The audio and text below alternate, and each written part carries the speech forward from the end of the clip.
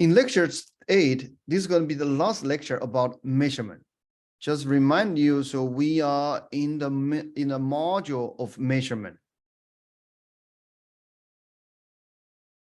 This is a measurement about macroeconomy. We have studied how to measure GDP. We have studied how to measure price. And after we understand how we measure GDP, we also talk about economic growth. So that's what we have achieved so far. In this lecture, we are going to look at the business cycle. And then regarding to business cycle, there are two key things we need to understand in terms of measurement. One is labor market, largely unemployment. The other is inflation. And here, so we are going to look at the reason why we care about inflation, or the cause, the impression will bring to us. In the previous lecture, when we talk about price, so actually we have touched on how we measure inflation. But in this lecture, we are going to go a little bit deeper in terms of understanding inflation. Right. So this is a roadmap. This is a roadmap. Now let's start with the these slides. And these slides kind of summarize why, or explain why we put, let's go back, why we put unemployment and inflation in one lecture. These two seems like a little bit unrelated with each other. I mean, so a person don't have much economic training, but why we put them together? Okay. First reason is kind of summarized by this sentence. The chair of the Federal Reserve. What is Federal Reserve? That's the central bank. What is central bank? That's bank of bank. But what is literally means, what is bank of bank? Essentially, that is the government agency is responsible to regulate the financial market and the broader economy. The chair, or in general, so Federal Reserve, what is their goal? Their goal is trying to strike a balance between two things. One is need of worker. The other is need for price stability.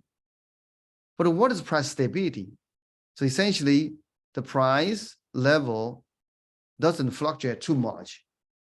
Inflation is not too high or not too low. But what's the need for worker? What worker cares? So he's saying jobs, right?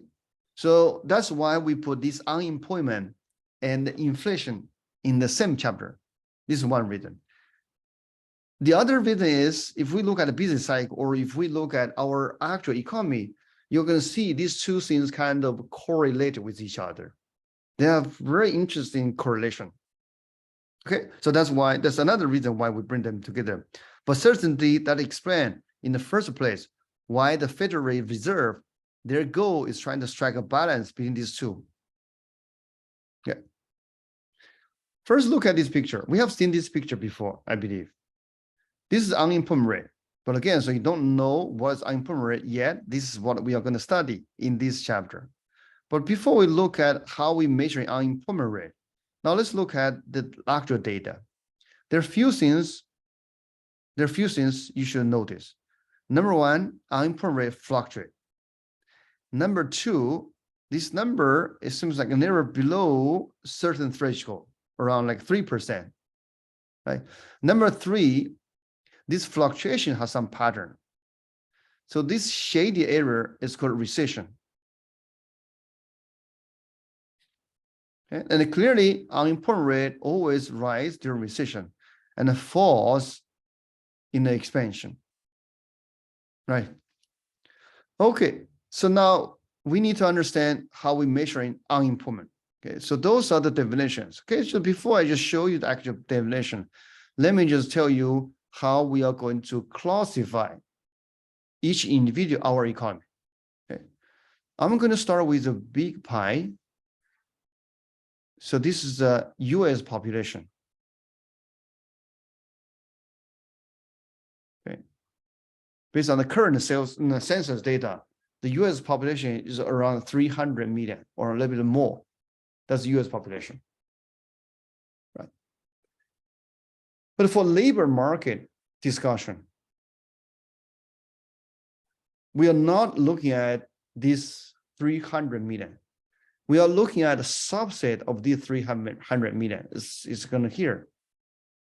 But you may be wondering who is going to be excluded from this discussion. Oh, by the way, this is what we are interested in terms of labor market. Who will be excluded from this discussion? We are going to exclude the following things or following people. Number one, people too young, younger than 16. Number two, people are institutionalized.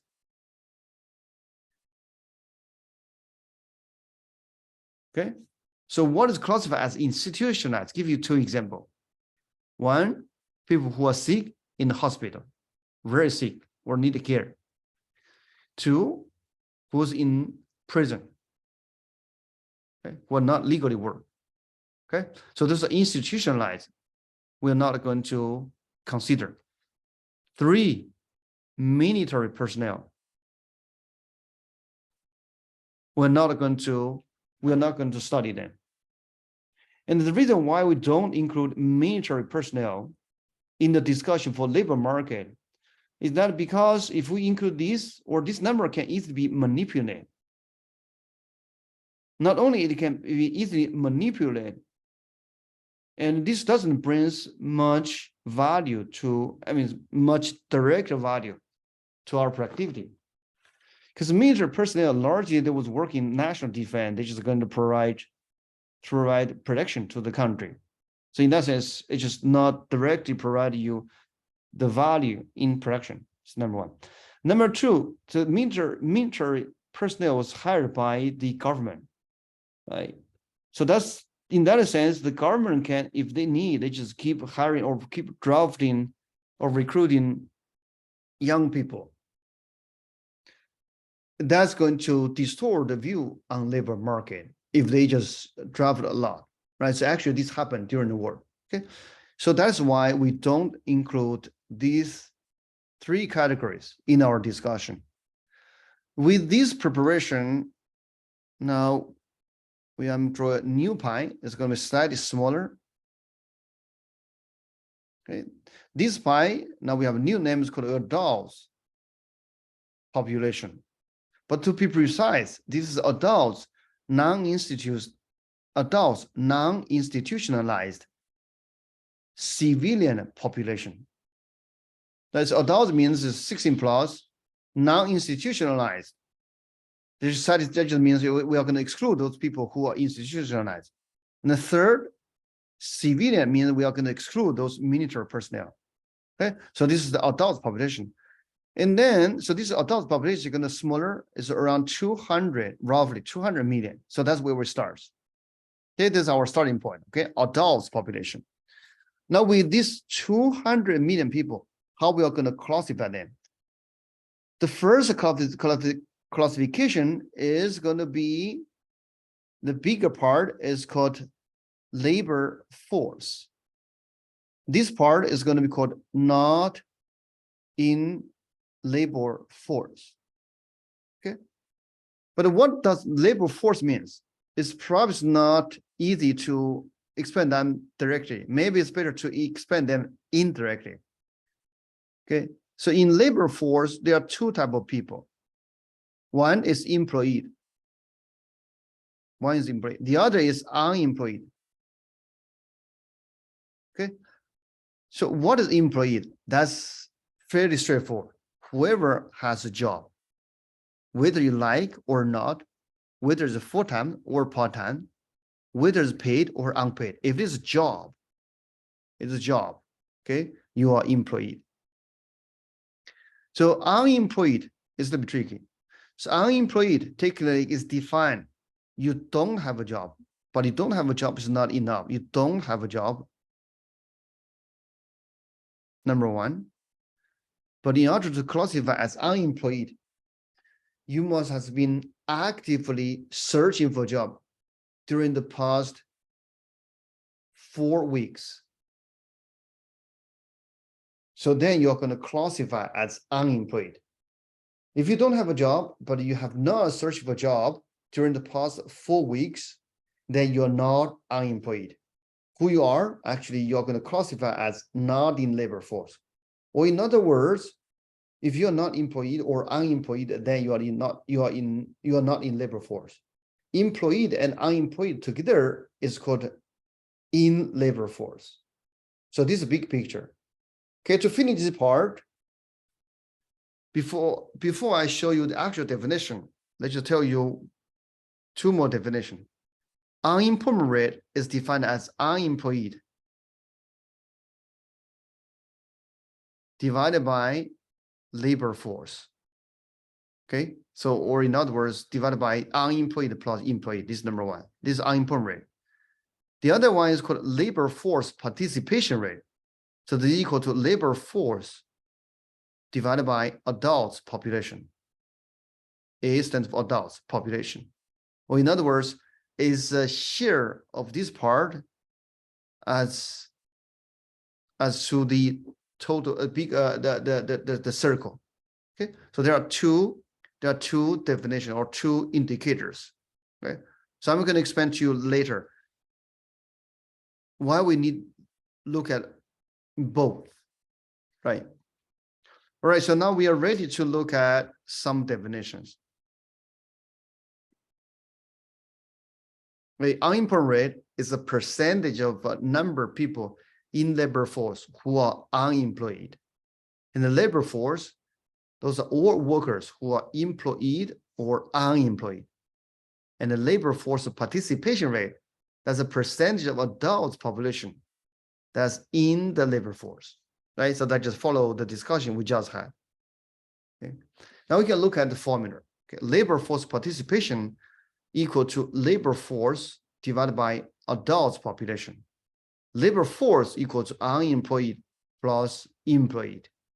And finally, adults population is what? Is classified as adults 16 plus, non-institutionalized civilian population. All right. Unemployment rate is going to be numbers of unemployed divided by labor force.